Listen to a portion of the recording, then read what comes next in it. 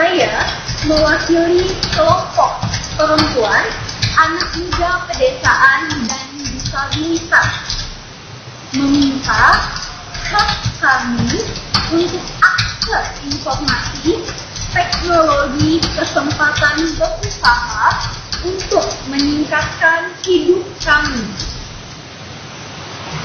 Untuk Indonesia Maju, dengan partisipasi aktif dari kami, disabilitas, perempuan, dan anak muda pedesaan.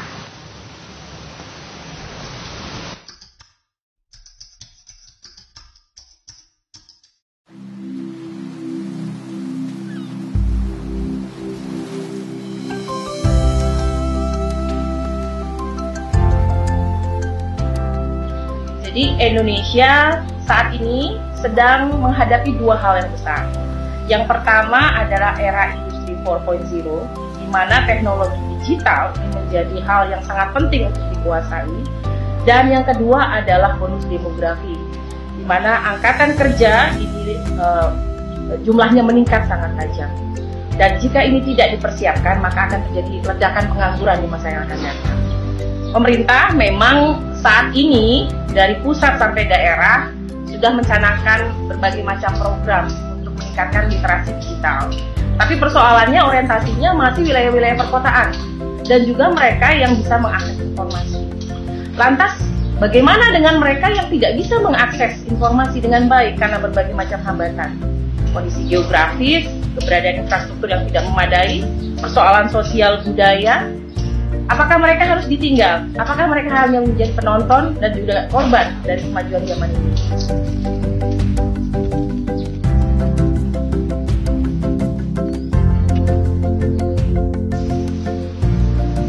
Assalamualaikum. Waalaikumsalam. Nggak boleh keluar masuk sinyalnya. Nggak tentu. Jadi kalau geser sedikit bilang. Pakai besi keluar, untung ada saudara yang di Paldo.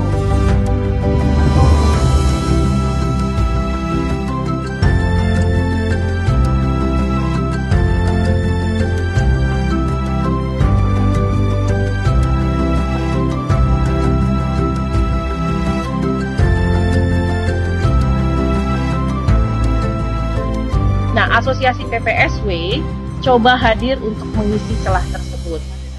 Berbekal pengalaman dari Asosiasi PPSW yang berdiri sejak tahun 86 dengan fokus pemberdayaan perempuan, didukung penuh oleh Google.org dan The Asia Foundation, bersama-sama merancang sebuah program yang bukan hanya mensasar literasi digital, tapi bagaimana dengan pengetahuannya itu mereka bisa memperoleh kesempatan bekerja untuk meningkatkan taraf hidup, khususnya untuk kelompok-kelompok marginal, perempuan, anak-anak muda yang berada di pelosok pedesaan, dan juga kelompok disabilitas.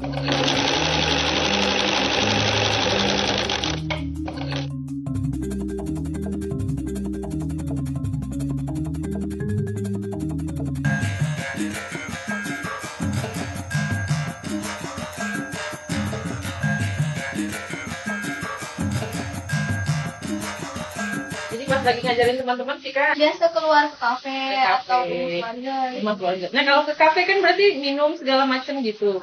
Terus bayar sendiri. Oh. Kan karena kawan gitu kan. Jadi gitu. Sendirinya bayarnya gitu. Mereka pun penasaran belajar aku pikir kan. Itu loh untuk kan akun biasa kan dibobol orang gitu. Ini kan verifikasi 2 angka tuh kan bisa mengamankan gitu. Kenapa kita pilih volunteer desa? Karena kita konsepnya bukan hanya training ya. Kalau kita ke mentor, kita bisa training ini modelnya. Mentor ke volunteer bisa training. Tapi kalau dari volunteer ke penerima manfaat, itu konsepnya adalah pendampingan. Ini kan yang sebetulnya jadi persoalan di program-program training ya. Banyakan training memang bisa dilakukan, bisa sampai 1 minggu segala macam, tapi persoalannya adalah pendampingannya ini. Apalagi ini persoalan teknologi digital ya. Bukan hanya persoalan teknis orang bisa pakai smartphone, tapi ada persoalan kepercayaan diri, terus persoalan motivasi untuk mencoba itu nggak bisa cuma didapatkan dari training beberapa hari, ini perlu didampingi. Perlu dilakukan pendampingan dari volunteer desa kepada penerima manfaat. Mungkin bisa pendampingan bisa 3-6 bulan. 3-6 bulan pendampingan kepada mereka. Jadi satu volunteer desa kalau misalkan mau dibagi seperti itu, satu volunteer desa bertanggung jawab pada sekitar 25-30 orang. Nah ini nanti tergantung di desanya ketersediaan penerima manfaatnya juga. Antara 20, kita targetkan 25-30 orang.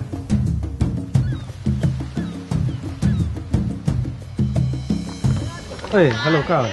Oh, Woi, Bu. kita baru lihat ini. Datang duduk sendiri di sini buat apa di sini? Beta ada lihat-lihat ini aplikasi Korma ini. Oh, Sudah, install. Ke mana kawan? Itu waktu yang Om suruh beta daftar, kalau sekarang beta sudah dapat kerja. Oh betul. Dapat di mana? Ini dapat itu waktu kan beta daftar mau jadi ini jurnalis, mau jadi wartawan, dan puji Tuhan beta sudah diterima jadi wartawan. Wih, baik kawan. Semangat. Siap.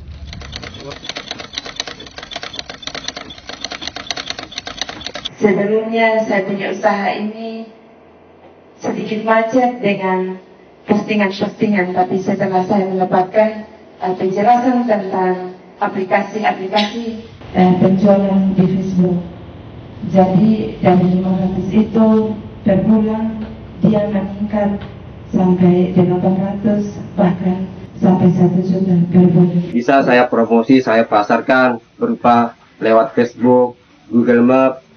Bisa saya promosikan dari situ. Salah satu contohnya saya posting semua hasil ikut saya bagi ke teman dari situ. Makanya saya rasa makin meningkat setelah saya kenal media berupa Google Map, internet atau lain-lain. Kedua, saya juga setelah saya menggunakan Google Map, internet, banyak juga yang pesan saya lewat email, lewat apa, Messenger, WA. Nah ini kan banyak tambahan juga dari situ. Halo, perkenalkan nama saya Lydia. Lydia, isyarat saya seperti ini, Lydia. Saya dari Kuburaya. Saya merupakan Misdif Indonesia tahun 2016 dan saat ini saya merupakan guru Pusdisindo Kalimantan Barat. Pertama, untuk hari ini saya mau mengucapkan terima kasih kepada PPSW sudah mengundang saya, sudah juga bekerja sama waktu itu dengan komunitas, memberikan saya akses, fasilitas, dan lain sebagainya. Untuk Dinas Pemuda, Olahraga, Dinas Pendidikan Kebudayaan, dan dinas-dinas lainnya, terima kasih untuk diskusi ke depannya, terima kasih untuk informasinya. Saya harap ke depannya terus bisa berkembang. Dan saya harap pemerintah juga dapat memberikan fasilitas untuk teman-teman disabilitas, khususnya teman-teman tuli, agar ke depannya teman-teman di sini dapat berkembang.